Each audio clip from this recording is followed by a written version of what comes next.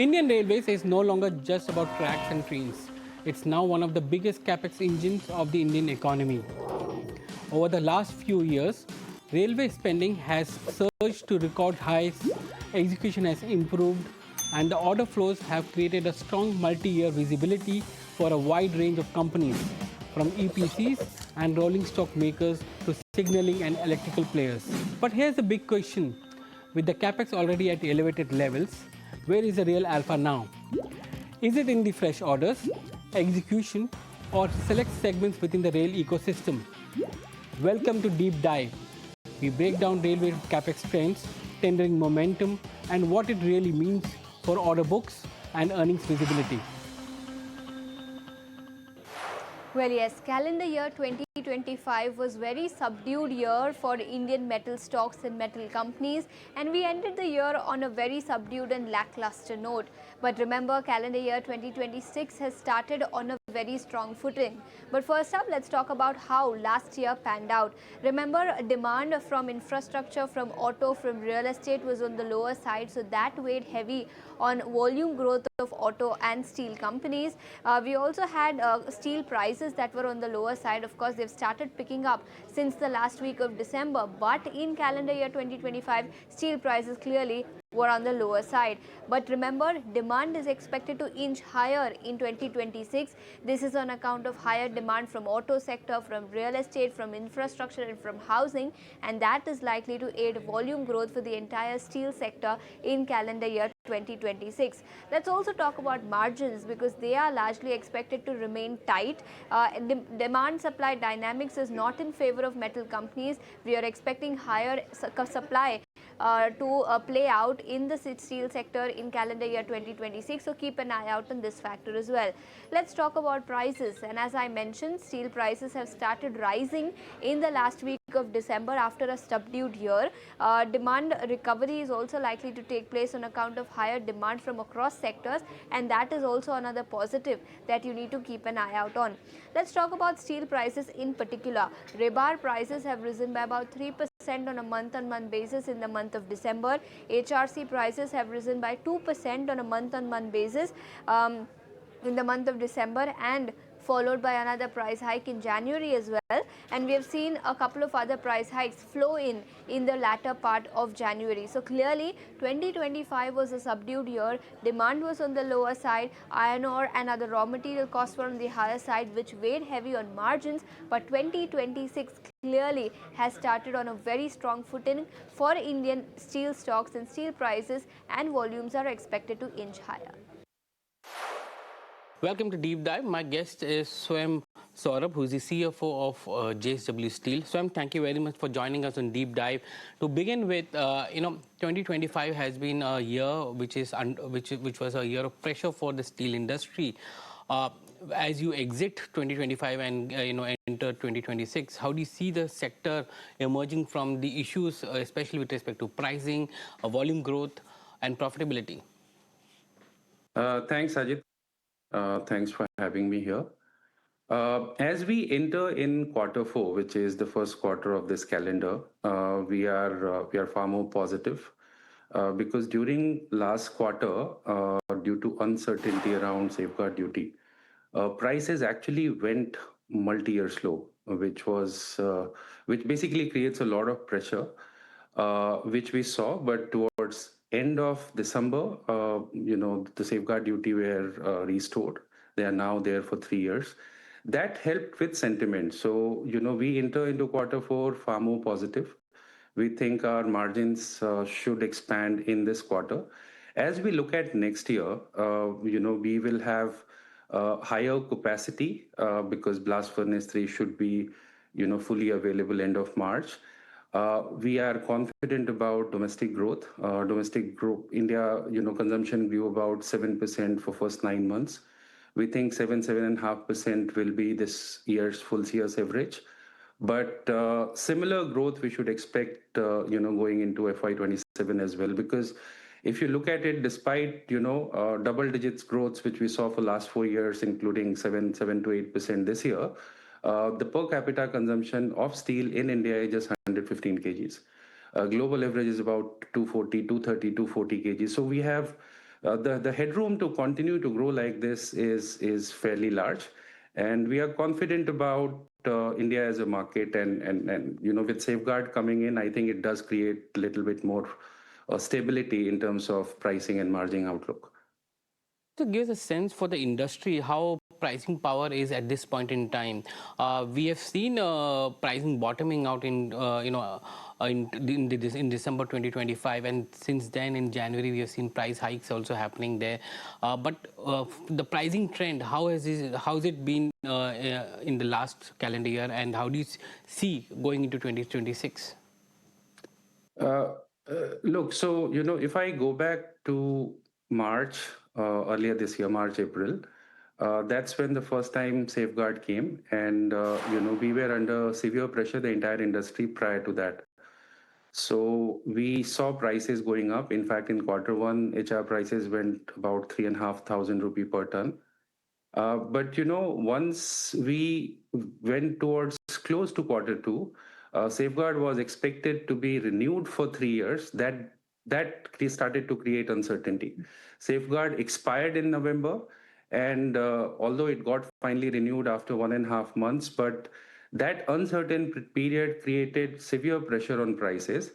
And the reason for that, in my view, are two. One, this year we saw, multiple new capacities coming in, and capacities come lumpy. So, when capacities start, you basically need time as a country to absorb. But the positive, again, I see is India as a country is creating about 12 to 14 million ton of new demand every year, which simply means that, a 5 million ton capacity will take about 4 months to fully absorb because the demand is growing.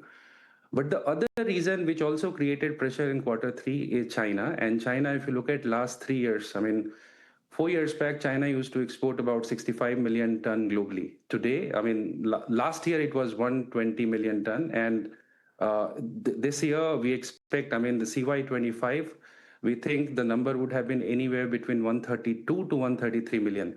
So the problem with China is while the production is moderating, demand is still falling, creating a further demand needing to export, which creates pressure on global prices. And we are a connected world, so that also affects pricing in India. But as I look ahead, there are two positives I think will help us in next financial year. One, China demand, contraction seem to be stabilizing. Plus, China has announced anti-involution, which also means some production moderation will happen this year. So CY25, we saw about 4% production cut. We expect this trend to continue. So when your production is, continuously moderating and you find your bottom for the demand, I think that would be the time the pressure to export out of China will come down. Number two, in FY27, we don't see large significant capacities coming in India. So these two put together, we think will create a more stable pricing environment in FY27.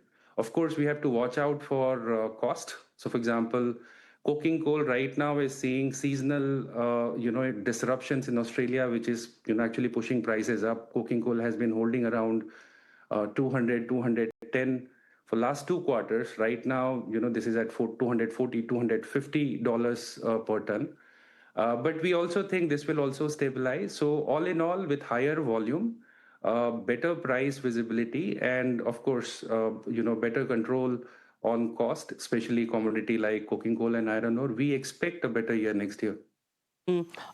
One point on the capacity additions, because there's a sense that there's already overcapacity which is there in the Indian market. Plus, there's additional capacity that you said has been added over the last 12 months. Is that a risk for pricing going forward? I don't believe so. So when we started the year, you saw new capacities coming in. So our, JVML, which was fully commissioned during the year, plus couple of other competitors who also sort of started operating at full capacity. But if you just consider a fact that India as a country is creating 12 to 14 million ton of new demand, you would basically understand that even if a new capacity comes, let's say 5 million ton, the impact will be max a quarter, quarter and a half.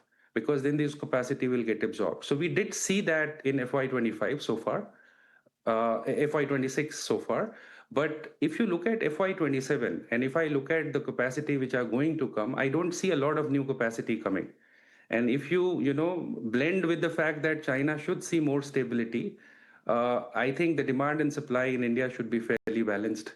But if you go further 1 or 2 years, we think there'll be time when capacity will not be enough to cater domestic demand. And so you will have industry putting up additional capacities going into the next 2 years?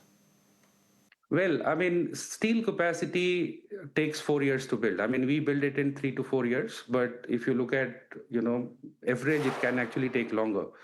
So we have a good view right now on what capacity is coming next year, the year after, and perhaps the year after, because anything which gets announced now will perhaps be available in FY29 or FY30. So the point I'm referring to, because you can't just switch on, switch off capacity. We do see a time over next 3 years where you'll see supply shortage. But going into FY27, we think demand and supply will be fairly matched. You mentioned the fact that steel demand is expected to be 7 to 9% in 2026. There's a better policy clarity now because the safeguards have come into place. But do you still see, infrastructure spending to be much more faster, and especially recovery in the housing and the auto demand to be sustainable? I believe so. So budget is around the corner. We would know what government plans to spend on capex. Last year, the plan was 11.2 trillion Indian rupee. I think they are fairly well on track. But last year we did not fully see capex from private players. So private capex did not take off as much as we hoped it to be. That's positive, possibly a tailwind for next year. Also, the effect of rural demand. I mean, if you look at some of the large actions government has taken, for example, around GST, this will be consumption positive because it creates larger income, disposable income in people's hand. This should create new demand, which would help housing, which would help sectors like auto. So all of this put together, we are confident that the 7 to 9%. I mean, this year India should grow anywhere between 7.5%. It sounds like a lower growth given last 4 years we have been growing in double digit. But as I go into next year, government infra spending, private capex starting to contribute, and better consumption driven demand from, for example, rural, which would also positively impact sectors like infra, and continued momentum of renewable, we should see similar or better year next year in terms of demand. How do you look at the demand scenario if I break it up into products, flat products and the long products? How is it looking for you from a demand and pricing environment point of view? You're referring to next year? Yeah, next year. Well, I mean, if you look at our mix, about 80% of what we sell is flat. If you look at mature markets, I mean, for example, global average is about 55, 60% versus 45%. But this mix we have chosen because this allows us to actually be far more efficient in terms of margin management. So if you look at in our total mix, about 60% is value added in special product. I mean, one reason we have been able to hold our performance well is this VASP. What it does is it sort of decommoditizes you as a steel player in a way. For example, 15% of what we sell goes to auto sector. Now that then becomes, the risk shifts from a steel risk to a sector risk. So we have been focusing on flats, and we think the flats demand, even going into next year, should hold around 7 to 9%, if not higher. How do you see the HRC prices from here on? Because that's that's a product where you saw maximum price impact there, and it seems now the prices are bottomed out for HRC. Do you expect a strong revival coming in? We hope so. I mean, if you look at December, the steel players increased HR prices by about 1,500 rupee after seeing multi-year low. In January, there was a further price increase of 2,000. But even current prices, if you go back 2 years, you realize that these prices are significantly lower than what industry has been seeing as a steady state price. So I do think there is a room for prices to further go up. But of course, there are a number of dynamics variables which are involved. We are positive about prices potentially going up in future.